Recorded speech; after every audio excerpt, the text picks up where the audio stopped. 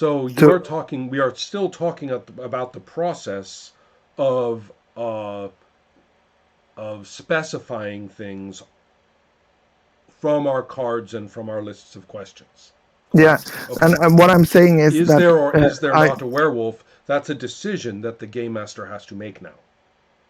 no, no, but no, is actually I've seen that if you let the players decide too much, it's not about leaving the power to them. It's not at all about them. It's just because when from the first process to to where the game ends, you as a game master, you start your brain starts working, and you start, okay, I need to have all these things behind my screen to be ready to meet their unpredictability. I need to like we need to do stuff on different stages. So what I realized what that I really need to, I don't need to give the players more agency than they have, Absolutely, I completely understand that. but So, I need right. to make it easy to be response to be that game master. I understand what you're telling me. Mm, That we now have a better, or you have developed a better division of labor for mm. A good word. Yeah. suggesting things, Mm, deciding things, and finalizing certain things, mm, right?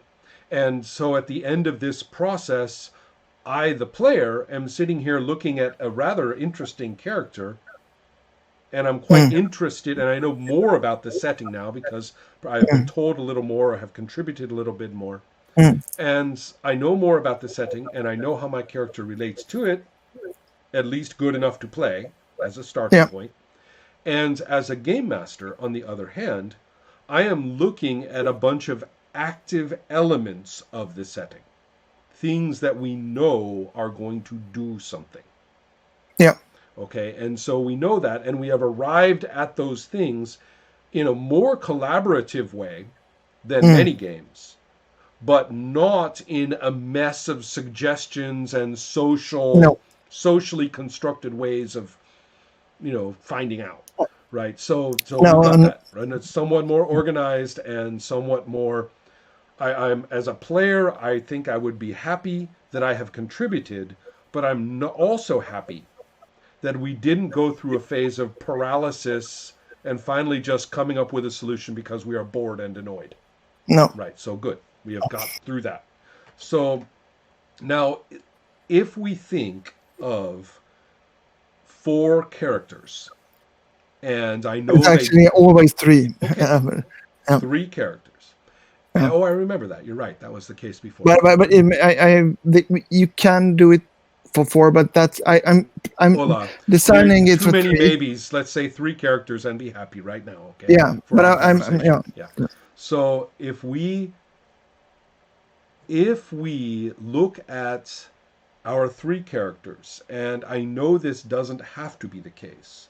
They might not know each other, they might not know about each other, they might not be a team, but let's be very easy just this one time and Yeah. say that for whatever reason, the answers Mm. to our questions have formed a very tight group of three people in a team. Yeah.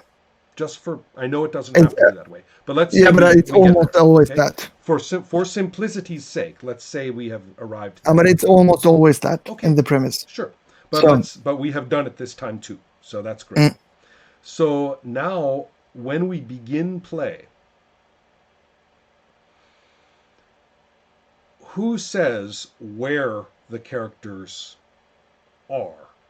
If they game master. begin in yeah, if they begin in a white box with no doors and no windows, Mm, you're saying the game master says you're in the white box with no doors and no windows. yeah, And or on and the that's deck of a very pirate stated. ship, right? Or the deck of a pirate ship, or Mm, walking through the desert, or having breakfast in the restaurant. I don't care, but yeah. somebody's going to. So that's the beginning of what we're going to call situational authority. Yeah. Right. And it has many different features as we go, because I just talked about the opening of the imagination into a spot. But we can also talk about when we leave that spot in a discontinuous way. Right? I don't mean the characters get up and walk out into the street. I mean, when do we cut it and now we are going to look at a different spot in time? Yeah. Right? So that process, and a similar one in terms of what else is there. Aside from what the players can say they will do and say what will happen, Yeah. I throw my knife at him or something like that. Yeah. Aside from that, who is going to say what other agents do? And bear in mind that a lot of time, even when we say that's always the game master, in practice, players often have a lot more authority there than anybody is admitting. They will say something like, my brother is there too. Or they will say something like, I came early. Or any number of things. And most of the time, they are I grabbed accepted. his flashlight. Yeah. It's most of what I'm saying is that although an answer that says, well, the game master does it is very maybe true, it's also worthwhile to remember that people say that kind of thing when it is not true. So it's worth recognizing that these authorities can be a little bit more shared than they look sometimes. So yeah, because you have a kind of this is about gaming culture. Yes, well, where it is, but they are still procedures. Yeah, they are procedures, and but they're so fishy because you tend to say in this game dice doesn't. You have a lot of sayings, but I think I'm pretty much aware of that, and I'm trying to make a rule set that is actually applicable, and you should use this. Exactly. So we don't want to make. That's what I'm saying. I completely understand. Let's make sure that we don't make false rules that are fun to read, but we don't really do them. Right? No, that's not exactly. So I don't want that. I might be. That might be the case anyway, since I'm the only person that has constantly played this. Right. So I kind of. But I think I'm pretty much aware of that. Right. So what I'm saying is that in this situational authority, let us say that looking at this team of characters and looking at the premise and everything, it seems very reasonable to me as the game master to say, well, in that case, let's begin with all of you in the desert. You're probably lost.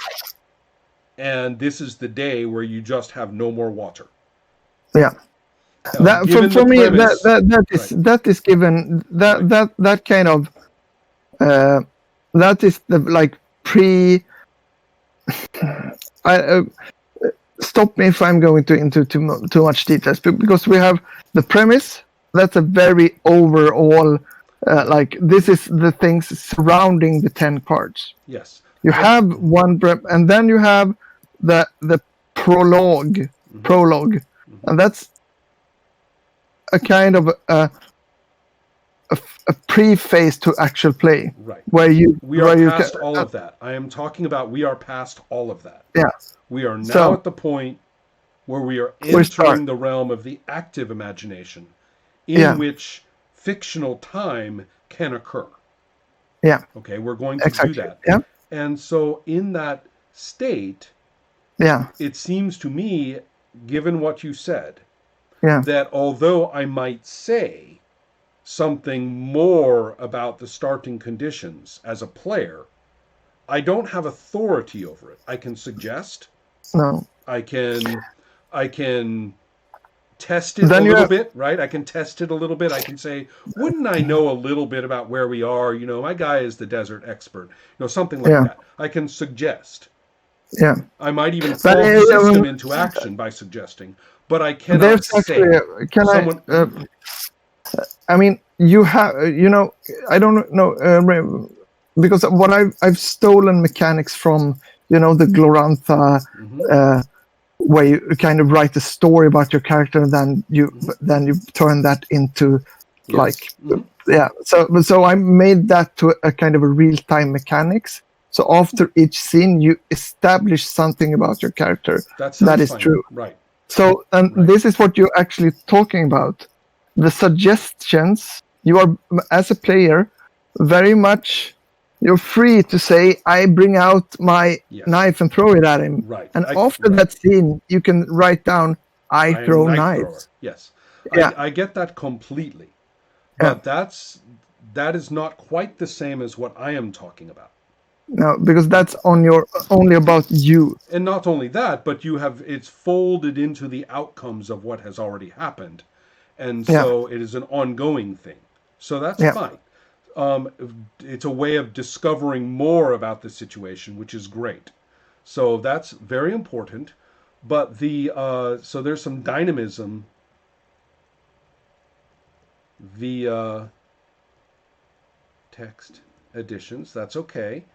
Now, here's what I want to know.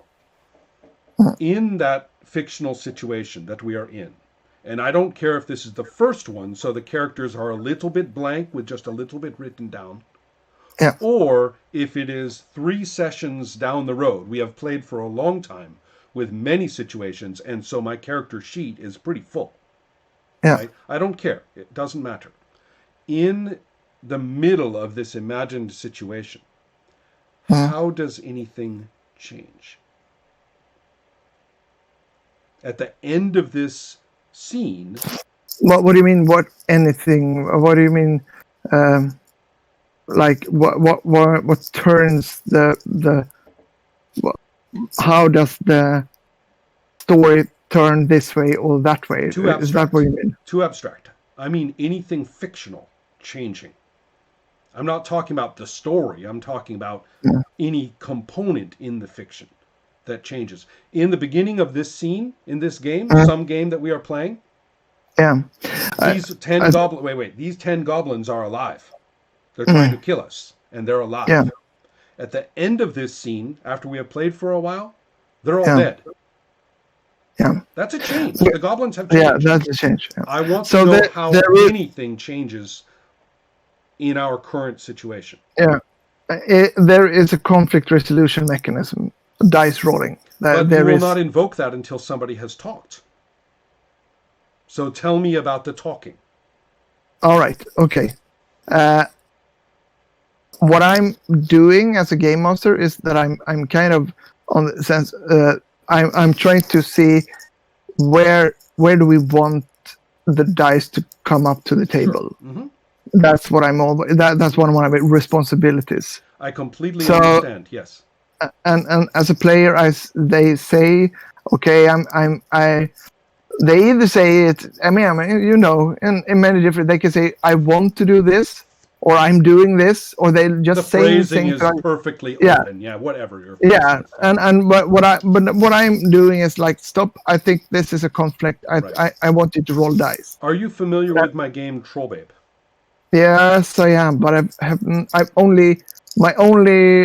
I think I've heard an actual play. Okay. But not... Right. One of the important points about Trollbabe, so you could review it if you want, I'll send you a copy, is that the rules for when we know it's time to do this are extremely, extremely explicit.